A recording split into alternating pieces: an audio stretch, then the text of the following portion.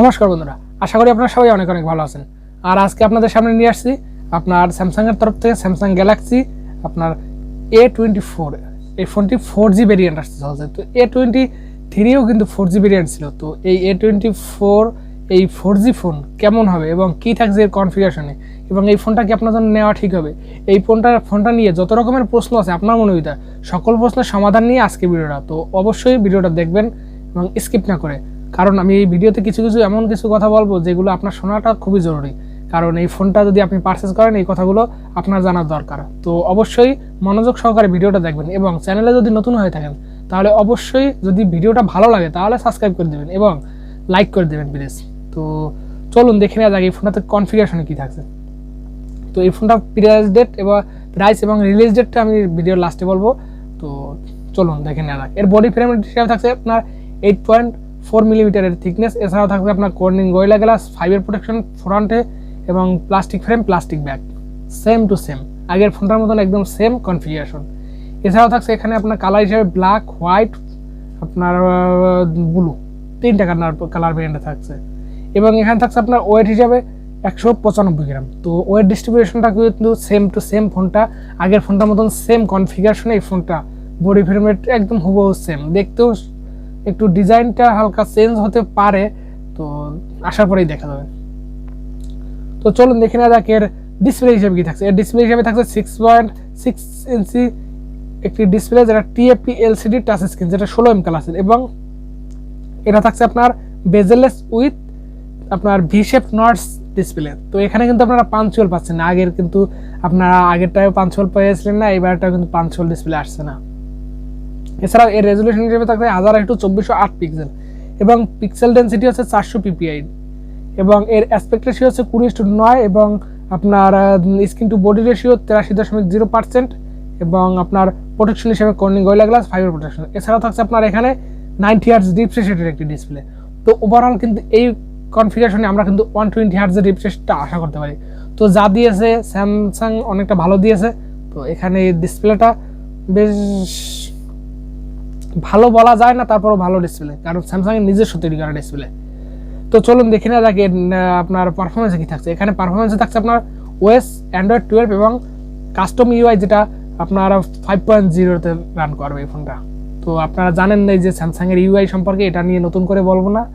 আর এর চিপসেট হিসেবে থাকছে আপনার কলকাম স্ন্যাপড্রাগন, আবার আপনার 680 4G 6 নানোমিটার আর্কিটেকচারে বিল্ড করা একটি প্রসেসর, যার জিপিইউ হিসেবে থাকছে Adreno 610, আর এটা 64 বিটের।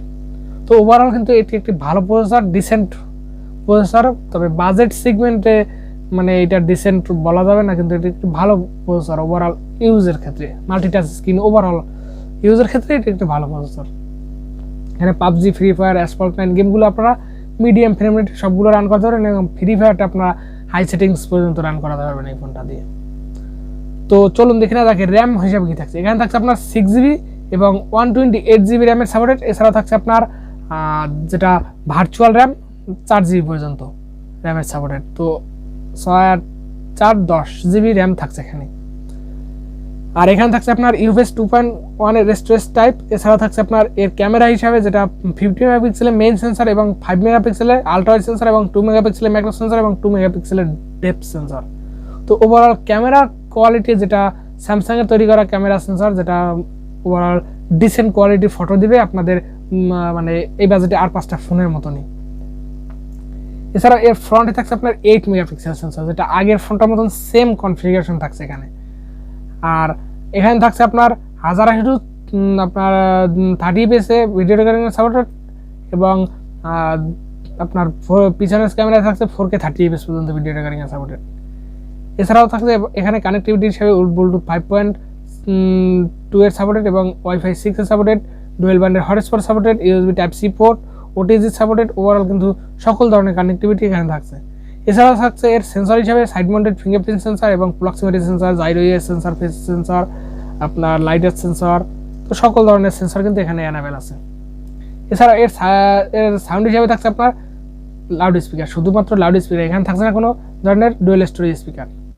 আর এই ফোনটার ব্যাটারি হিসেবে থাকছে আপনার লিথিয়াম পলিমার নন রিমুভেবল একটি 5000 mAh এর ব্যাটারি, আর যার সাথে থাকছে আপনার 25 ওয়াটের চার্জার। আর এই চার্জারটা দিয়ে এই ফোনটাকে চার্জ করতে আপনার 1 ঘন্টা 30 মিনিটের মতন সময় লাগবে। তো ওভারঅল কিন্তু একটি কম্প্যাক্ট প্যাকেজ, এবং এই ফোনটা বাংলাদেশ মার্কেটে লঞ্চ হতে চলেছে, যেটা খুব শীঘ্রই আপনার ফেব্রুয়ারির শেষের দিকে এই ফোনটা বাংলাদেশ মার্কেটে আসতে পারে। তো আশা করি এর কনফিগারেশনটা আপনাদের ভালো লাগলো, এবং যদি কেমন লাগলো এটা কমেন্ট করে জানাবেন, এবং ভিডিওতে যদি এখনও লাইক না দিয়ে থাকেন তো অবশ্যই একটা লাইক দিয়ে দেবেন এবং সাবস্ক্রাইব করে পাশে থাকবেন। এবং এই ফোনটা কি আপনার মানে ক্রয় করা ইচ্ছুক, মানে কে ইচ্ছুক কমেন্ট করে জানাবেন। এবং এই ফোনটা আমি বলবো ওভারঅল বাজেট সেগমেন্টে, যে বাজেট সেগমেন্টে আসবে, মনে করেন যে অন্তত 30,000 টাকা এর বাজেট থাকবে আনুমানিক ধারণা যেটা, তো 30,000 টাকা বাজেট সেগমেন্টে এই ফোনটা কিন্তু ওয়ান অফ দি বেস্ট ভালো মানের ফোন হতে পারে। কারণ এই বাজেটে অন্য যত ফোন আছে তো সেগুলোতে অনেক ধরনের সমস্যা পেয়ে যাবেন, কিন্তু স্যামসাংয়ের কোনো ফোনে কোনো ধরনের সমস্যা পাবেন না। তো আশা করি আপনারা বুঝতে পারছেন যে স্যামসাংয়ের এই ফোনটা কেমন হতে চলেছে।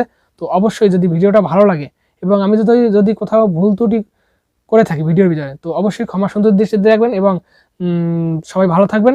দেখা হচ্ছে নেক্সট ভিডিওতে।